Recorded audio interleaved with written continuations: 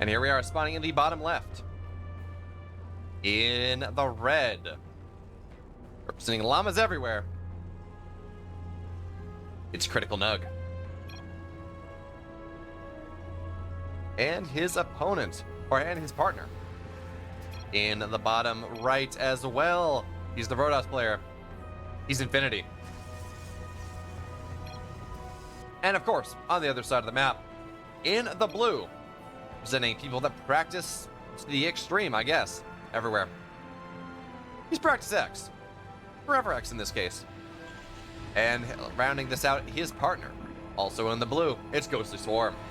Going for a rather aggressive, well, this might just be a defensive opening, but it's not against a, it's not like there's a Zerg on the other side, so this feels more like an aggressive opening here. And yep, there we have it. We do have a barracks, proxy barracks on the way that will be scouted by Infinity. So this is not, well, whatever happens here, it's not going to catch them off guard.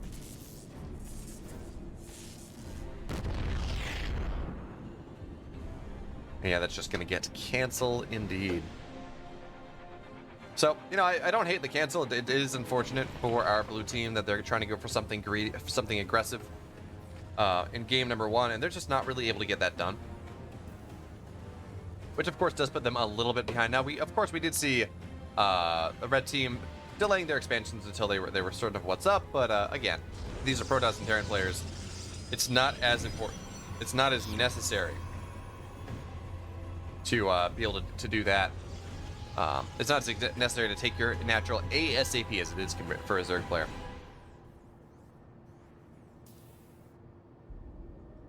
The question is, where are we going from here? We have natural down on the way for both sides. Well, for everyone really. But our TZ team, they have map control, or they will have map control. I mean, speedlings are about speed is about halfway done. It can be done in about 3 minutes before instead of 3:30. And the Protoss, well, surprise, surprise. If you know anything about 2v2, you've heard of something called Skytoss Mech or Sky Mech or whatever you want to call it. I'm not sure if it has a name, but it definitely is well known.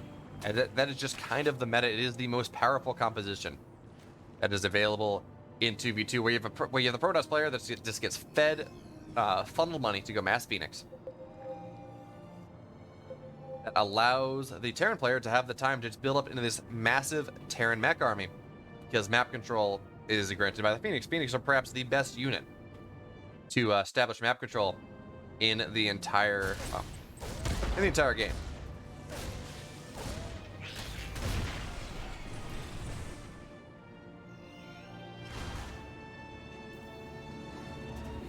Hey, look, it's Larry. Surprised you're not playing in this tournament. Well, actually, did I see something about the NA Cup being your last tournament? The NA Apprentice Series, was there something about that being the last time you were going to compete? I forget, but anyway, so Infinity, he's going to drop a proxy here, and this is not the mass Phoenix style that I thought we were going to see. It's an Oracle on the way and a Twilight behind. All right, did you move or something in a situation where you can't play as much, or is it just you decided you want to focus on other things? So this pylon will be found. It will get killed off. The probe was staying there, so it did look like Infinity had some designs on doing something with it, but apparently that's not going to happen. Fair enough. I know I moved from Arizona to the East Coast, and the internet's better for casting. I'm no longer on Cox, so I don't have stuff dropped all the time. I have not had nearly the amount of time to play StarCraft as I would like. I played like 1 game this season.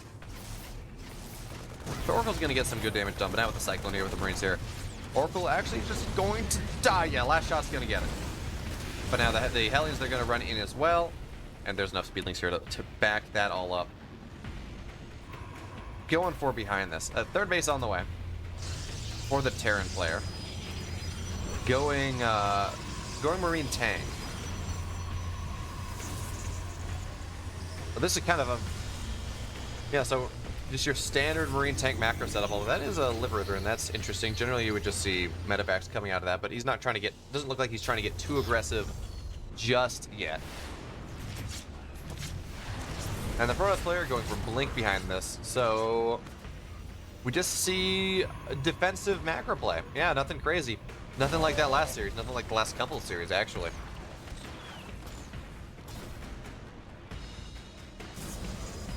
But anyway, so now with the third base done, or just about done for both sides. Actually, yeah, PracticeX has his a little bit faster, and he also is going for a Marine tank. So we're going to see as close to mirrored setups here as we can get while still being 2v2 and having it not be a mirrored matchup. But anyway, close enough. Similar ideas, as now a bunch of Blink Stalkers telling us they're going to find their way across the map. They will find their way into the third base pretty easily. And this is going to be a decent amount of workers that just go down. Now, with the Cyclones here, the Stalker shouldn't be able to get a ton. Although you do need to blink it. There we go, out of the Cyclone range. And we should see these Hellions just dive on top of these Marines because, well, Marines are light units. They're pretty good at that. So this fight is still going on. I apologize for that, for the observing issue. But okay, now with the tank here, it's going to be more difficult for the Protoss player to find the way in. Doesn't mean they can't get anything done. So we do have this, the gate on the right-hand side to allow for more warpins. As now we have a Marine tank push coming. And as much as I said, this is a solid defensive macro play. And it is. Third base is now on the way for both sides. This is a rather aggressive version of it, as this tank will get taken down. Too sweet. And sure, the Cyclone's doing good work. Cyclone is absolutely getting some good work done. But at the end of the day, I mean, the trades have been just so good for our red team at this point. That being said, though, supplies are relatively even, so we should see the Stalkers not... Okay, I was gonna say I thought they would blink on top of the Cyclone, but they don't do so. I guess with there are enough Marines to scare them off. However, Stim is not done yet. The Stim is done for the red team. Stim and combat shields are both done for the red team. So there's gonna be a pretty terrifying Marine tank Stim push coming in here. And sure, PracticeX is gonna try to take his third base. He will not be able to do so. There are too many Blink Stalkers here, and this is just a rather... I guess this was just more like a fake third. I mean, they're mining off of it, but with the aggression they're pushing in, I mean, this is a whole lot more than what you would generally see off third base. But you know, I guess aggression is the best defensive option. Sitting here, okay, this tank is sitting here defending the third. This one will go down. Now we have a couple tanks sieged up as well, and well, first mover's advantage does go for a red team. So this third base is going to come heavily under fire. It may go down. Actually, yeah, I believe it will go down, as there's just not enough to defend here just yet. Now tank will siege up, and maybe that's going to be enough. We do have the Roach Ravager Marine Bio army coming in, and it's actually making a good accounting for itself in this fight. Of course, you got to take into account. You have to take into account the following one,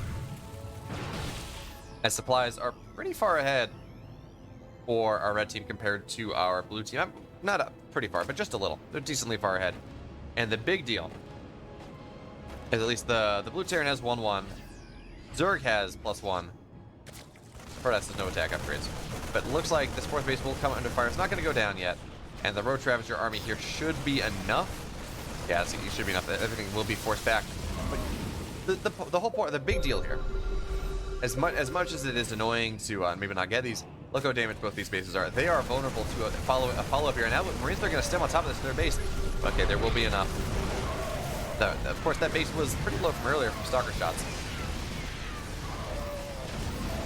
And PracticeX, GhostlySwarm, they're doing a really good job of defending this multi-pronged aggression that we have dropped now into the natural. Missile turret will take one medevac out. The rest of them will not go down. But this third base will go down when the blink out happens. So that's the benefit of softening up bases early. The third base, also vulnerable. Would not be surprised to see a drop go in there later on. But now we're sitting here, and GhostlySwarm's got a pretty... There's pretty great army supplies for both parts of our blue team. That was, in fact, a very necessary save. You are correct, but in the end of the day, fourth base does go down. It's this drop, trying to do what it can, but it's only 4 Marines. Not really going to be able to accomplish a whole lot. But of course, the army, the blue army, that is a terrifying thing to behold. There's just not a whole lot here. So now it goes stimming, and tanks are going to siege up everywhere. Everything is going to go down, and there are no tanks. There are no defensive bastions. There's nothing to really hold our red team into any place whatsoever to be able to allow them to defend. And sure, they have bases on every part of the map, and yeah, they've been able to be greedy as they attack behind it. But I mean, does that matter if you've been able to greedy? Does it matter if you've been able to develop an incredible economy if you just don't have the army to defend it? And I'm not sure that's the case, or I'm sure that's the case here. There's just no army to defend. 2-2 is on the way, but it will just get targeted down. Will get canceled here.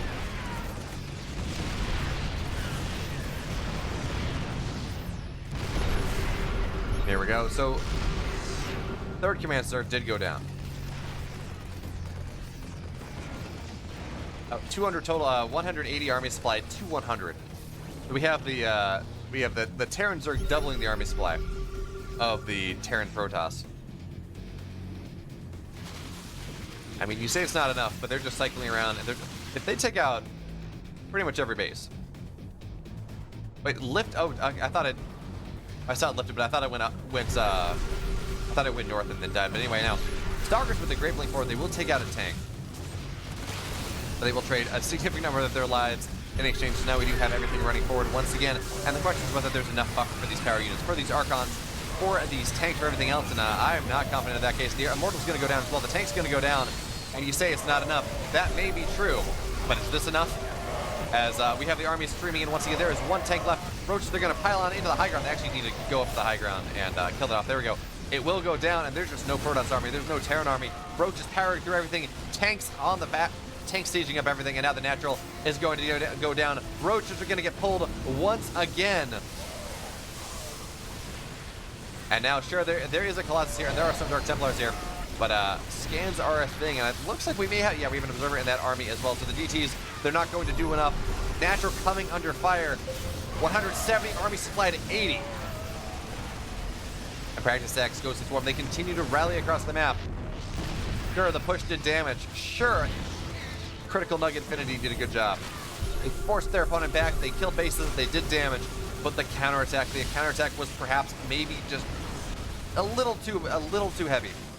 A little bit too powerful, but they're not giving up yet. They say, look, if we can hold, we can keep these two bases that our opponent does not know about alive. Maybe we can do something. Maybe that is our position in this game, but I'm not convinced. And there we have it. GG. CriticalNug Infinity, they're going to tap out. And PracticeX, GhostlySwarm, they're going to take game number 1. Now, I will be right back because I need to run to the restroom. So we're going to go to as quick a break as possible. And when we get back, we're going to have game 2.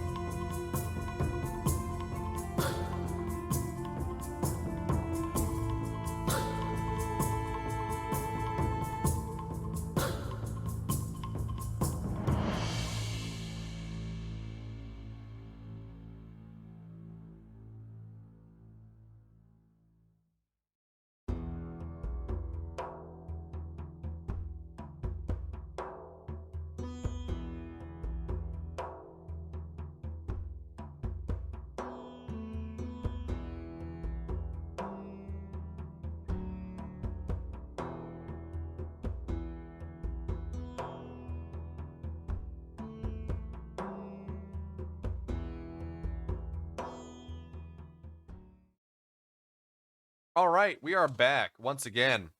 Sorry about that break. You know, human body is a wonderful thing. But anyway, our game number 2 will be on Nightscape Ellie.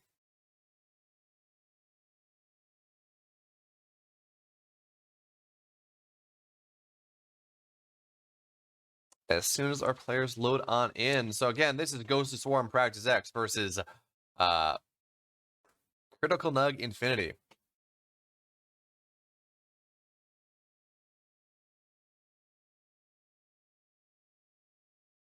Getting ready to get on in here. Someone's holding things up. Yeah, it looks like Infinity is taking a bit to load in, unfortunately.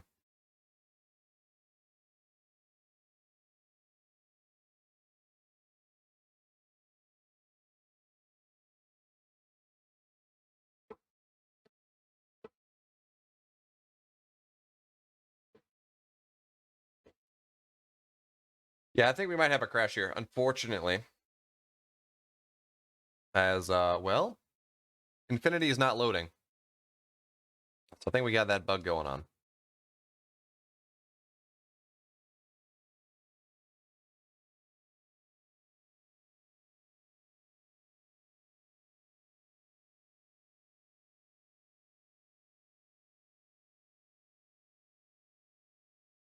Yeah, that is unfortunate.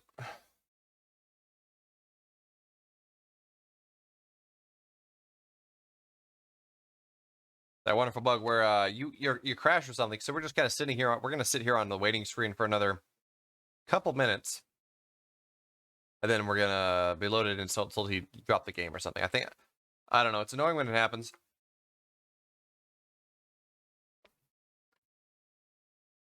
but that's what we gotta wait on. So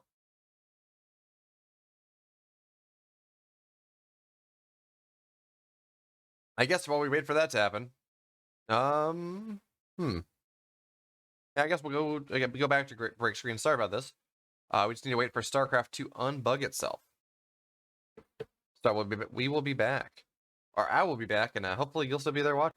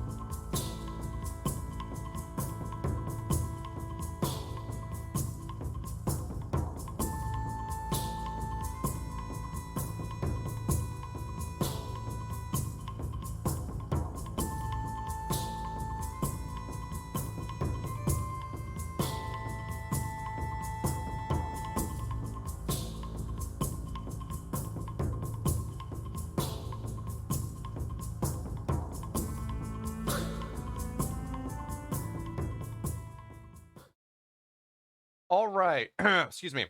We're back. Infinity was able to crash and come back.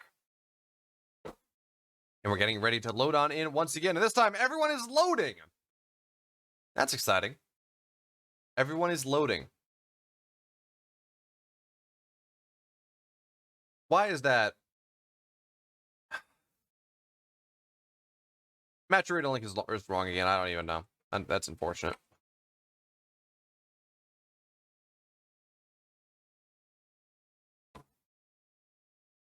But anyway, our players, they're loaded into map number 2. It will be on Nightscape. Let's get into it.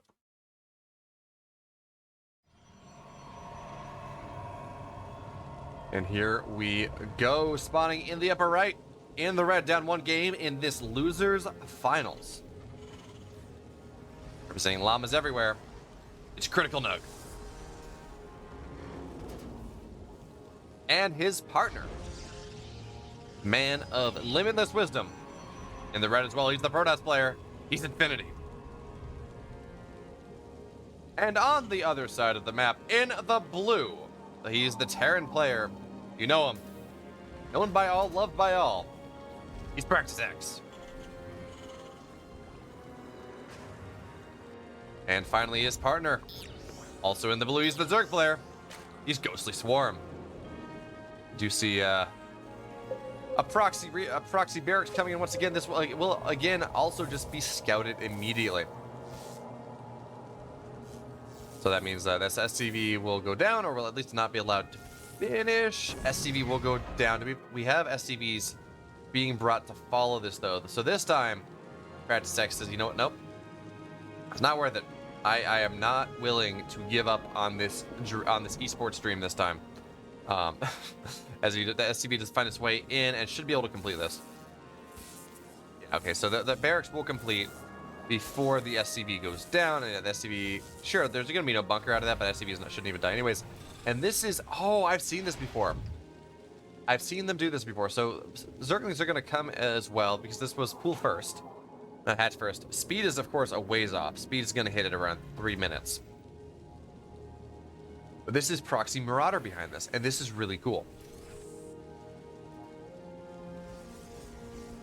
So the way this works is, again, you have Marauders. Eventually, you get Concussive Shell as well, and yeah, PracticeX just waiting for the money for that, and then you just have a bunch of Zerglings with speed that surround that just get on top of everything that the Concussive Shell slows, and Marauders do a crazy amount of damage.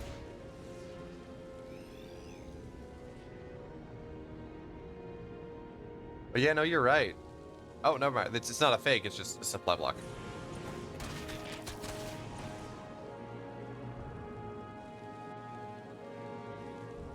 And now we have Marauders on the way. But there, it looks like, yeah, he says no to the Concussive Shell. Not something he's interested in getting. And now speed is just about done. Speed's what, done at 3:15 with this? Yeah, there we go. 3:06 with this time. So the Reaper will go down, and we're going to have a bunch of Zerglings probably running across the map. Now, this Marauder's not going to get a lot done.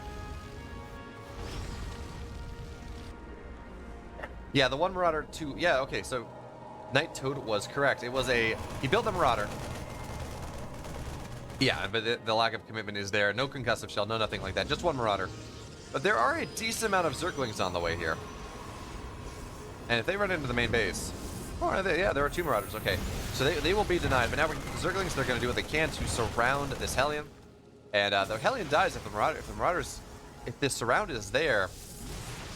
But okay, yeah, Marauders just do what they can. Of course, Marauders do bonus damage to armored, so they kill supply depots pretty easily.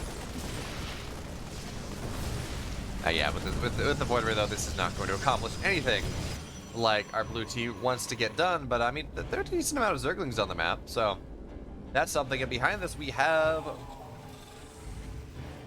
Yeah, so we have mech coming from our blue Terran player here. But this is going to be a battle mech style. This is not the mass tank Hellion Thor that we saw last game. Now, this is a little bit more committed to be early on the map. And actually, the Zerglings are going to get a nice surround on top of everything. The tank's going to die, but everything that does not fit in that medevac is doomed for death and destruction. Whoa. Parallel death, destruction, sadness, and whoa. Now, the Adepts will find their way onto the other side of the map, or will find their way over to defend this natural. And the Zerglings will be forced to back up. And the Void Ray, okay, it's on the double Void Ray here on the right-hand side, does mean that these... Well, this SCVs should die pretty quickly. But it's a well-placed missile turret, so not going to be too big of an issue. And now with Cyclones coming out 2 at a time and Mag Field Accelerator done, I mean, these Void Rays should not accomplish a lot. They will target this engineering bay down, but again, I don't really know how much it matters because, well, it's bio. Oh, but actually, no, okay, that's why they're doing it. But yeah, these Void Rays just evaporate. Anyway, you want to kill the eBay here, so that as you're going to Mutas behind this, you're going to Mass Star, or not Mutas, you're going to Phoenix behind this with Mass Stargate, you do want to be able to get in there, get damage done. That just delays any sort of missile turrets coming in. All right, now the spike is going to go down as well. Just one tap. All right, so it looks like in this game the Protoss is going to gain the benefits of gold minerals. I don't exactly know how the math on that works out. Whether it's excuse me, whether you want, why you would want that, because again, you're more worried about. Oh, okay, so that does make sense now. It's mass void rays, and with the void ray gas buff, maybe you can make use of that properly. I'm not exactly sure how the math works out on that, but anyway, whatever the case may be, we have 3 void rays coming out at a time here, and well, mass cyclone is absolutely a good way to deal with mass void ray. You saw how they just evaporate. So we have another more and more barracks on the way. Third base or more and more factories. Third base on the way for our blue Terran player. Just about done actually. So he's gonna be able to take the gold. So this is going to be Roach Cyclone into traditional mech as a comp. That's interesting. So they want to hit earlier, I guess. The comp at the moment, the tech at the moment is not something that has eyes on any sort of late game prowess. It's now, I think we got enough damage done by forcing overreactions out of you early on. So if we can make use of that, we can make it to take advantage of that perceived edge. Maybe there's something we can do. So I think we're gonna see a Roche Max in about 2 minutes, with a decent amount of cyclones and a tank push. I think that is what PracticeX is going to go for here. I don't know. This is 2v2. Games are weird. I'm just excited to see what comes out of things. Now, the Phoenix, they're going to run in. There are a bunch of missile turrets. That means one Phoenix goes down immediately. And one Phoenix is about as useful as one hand clapping. Yeah, there you go. It's just going to go down like that. Unfortunate trades for our red team. But again, not the end of the world. It's not going to end the game. What do we have? How many? 5 void rays and moving straight into carriers behind this. And the first 3 carriers will be out by the time this army does hit the other side of the map. But that is a decent amount of cyclones. And if they can toggle their lock-ons properly, they can manage their lock-ons properly, they're going to be in a pretty good spot. However, it's not a ton of cyclones. This is just mostly tank Ravager, which is a great way to kill ground armies. Absolutely. The ground army will just absolutely melt to the tank Ling or Ravager. We have the cyclones now. They're going on their way in, but now that the carriers are here, we should see some Biles attempt to take these carriers down. The carrier's not getting microed. One will take half health, and what do we have? These cyclones high cyclones does mean that most of these void rays will go down. Lock-ons not all that great actually. A lot of the lock-ons going on top of the interceptors, and that was a disastrous fight for GhostlySwarm, for PracticeX. But now they know. Now they know what their opponent's army is like. So we see an immediate transition into mass Thor. Yeah, those shield batteries were timed absolutely perfectly. But the bigger deal than shield batteries and all that jazz was the fact that there was just nothing that really dealt with the Skytoss army of Infinity. So now it is their turn to get across the map. It's a bio tank with a nice Skytoss contingent. And they're just going to sit here in this dead airspace and ruin the Protoss player, or the Zerg player. Wow, the Terran player's day. These missile turrets will never go up. So now we do have the Cyclones going. They're going to get decent lock-ons, but not incredible. We do need to see one lock-on. Okay, that tank will just go down. The tanks on the low ground will go down. So no siege there. The only siege that really is important is the siege of the carriers. Now we do have the Terran army doing a good job. It's going to find its way in. Again, this is Roachling Ravager, so it's not the most powerful composition. But now with the Cyclones here, they should be able to... Actually, they're going to lock on top of all these medevacs. So a decent amount of medevacs carry full of units will go down. All right, so now we have a 4th base on the way here for the Terran player. And more Thors on the way. So Thor Corruptor here, as again, and I agree with this, the only scary thing, or I should say maybe the most scary thing, that our blue team has to deal with is this Sky Protoss army. Everything else, I mean, you can kind of deal with it with whatever you want, with tanks, or whatever. But it's the carriers. It's these +2 carriers that are doing so much. 4 carriers at a time. A 5th Stargate on the way. Drop sits on the right-hand side. But anyway, so the Thors, they're doing a decent job. They're not able to really target the carriers down yet. Drop on the right-hand side, not getting a whole lot done. We have an army now moving its way through the middle. PracticeX with a great scan. We'll see that. And Infinity has an absolutely terrifying army. Once again, it's moving in. This base is, realistically, the days of this base mining are over. It's just going to get targeted down.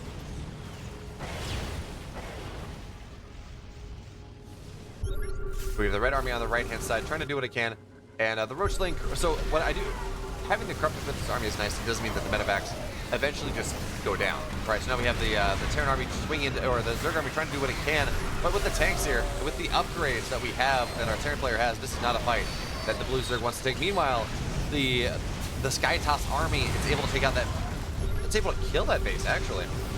Okay, now we're going to have the tanks, everything's going to get cleaned up on the left-hand side, but not before tremendous damage has happened, as there's a drop here on top of the third base as well. Skytoss army going to be able to get on into the main. That command center is going to go down as well. And what, our Terran player has one command center?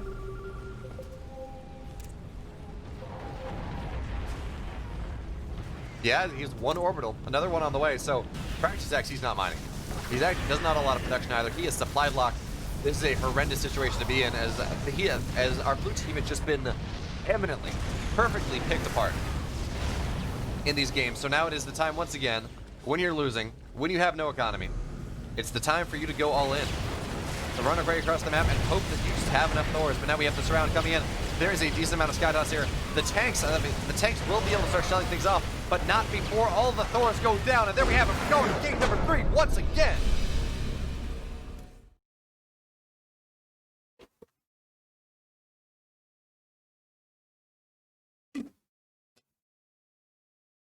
That chemistry from Infinity, from CriticalNug, was incredible. They were attacking and defending in two places, as you want to do, at the same time. They had those really well triggered off together. They were positioned well, all that jazz.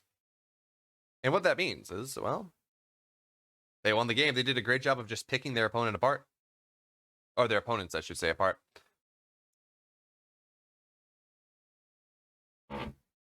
Oh. Looks like this map may have been vetoed.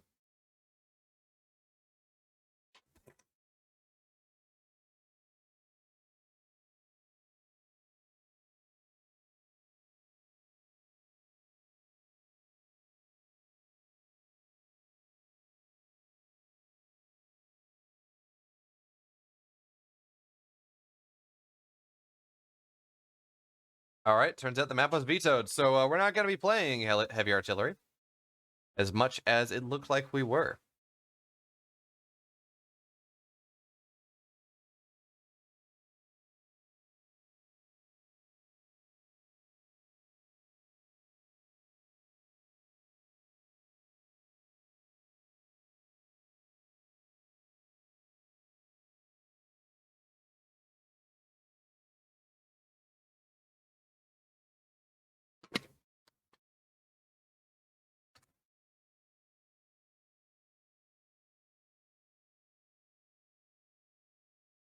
All right, it looks like map number 3 will be Sludge City. And there we have it. Our players, they're ready. They are chomping at the bit to be the team that makes their way into the finals, that makes their way into actually making some money off this tournament. Of course, first place gets 35 plus whatever the percentage of the Matcherino improvement is. Second place gets 15 plus whatever the percentage is. So it's the 70-30 split, so probably 70% of the Matcherino proceeds as well. And let me take the moment to point out that the fact that Matcherino is a thing. You can add 50 cents to the prize pool without using any of your own money. And here we go. The players, they're loaded into this third and final game of the series. And here we are, spawning in the upper left. In the red, he's the Terran player. He's lucky. Was it skill or was it luck? It's CriticalNug. And his partner. He's the Protoss player that sees any and all things. Also in the red, it's Infinity. And on the other side of the map, in the blue, looking to move on to the finals once again, play their DRG Ling Prince Nemesis. In the blue, he's the Zerg player. He's GhostlySwarm. And rounding this out, he is, of course, man who practices. He's PracticeX.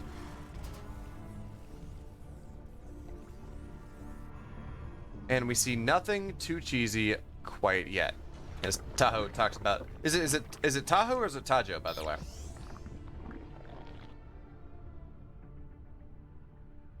We see nothing too cheesy quite yet, but that can certainly change. Again, double gold does lead to some crazy things.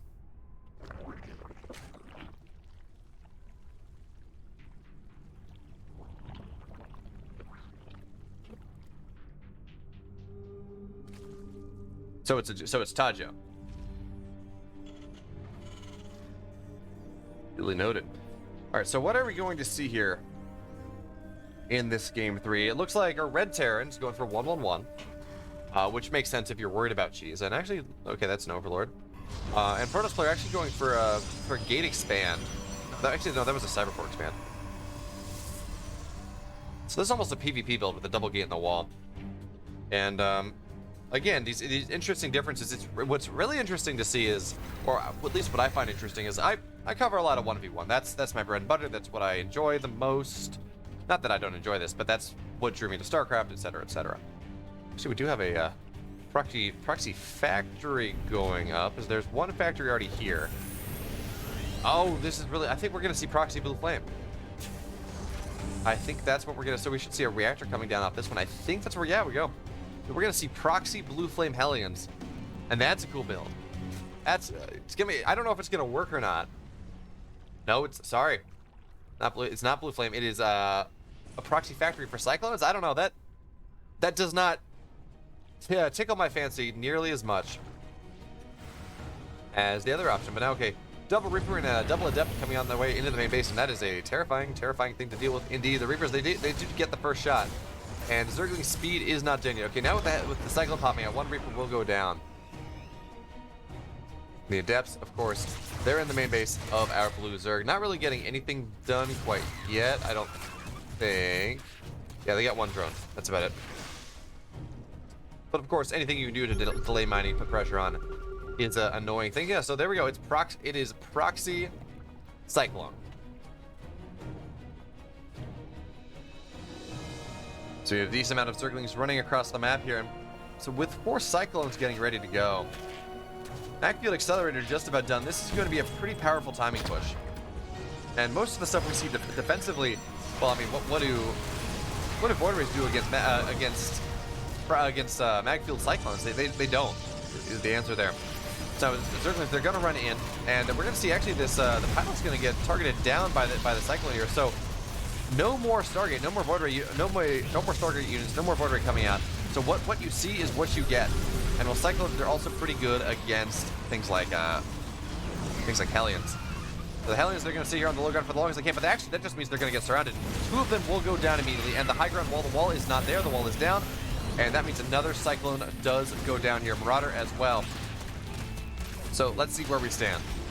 The natural is not mining for our Protoss players. Probes are actually pulled as they try to do what they can. And now Zerglings, once again, they're going in. Zerglings streaming on into the main base, into the natural. Really, yeah, just into the main base of our Red Terran player. The Viking's going to land, that doesn't really matter. Zerglings on top of everything, more and more SCVs going down. As we have this, so we do see the barracks floating on in, which of course will allow the Cyclones to get high ground lock-ons. And it looks like CriticalNug for the most part is out of this game. There we have it, GG. GhostlySwarm, PracticeX, they're moving on to the finals once again.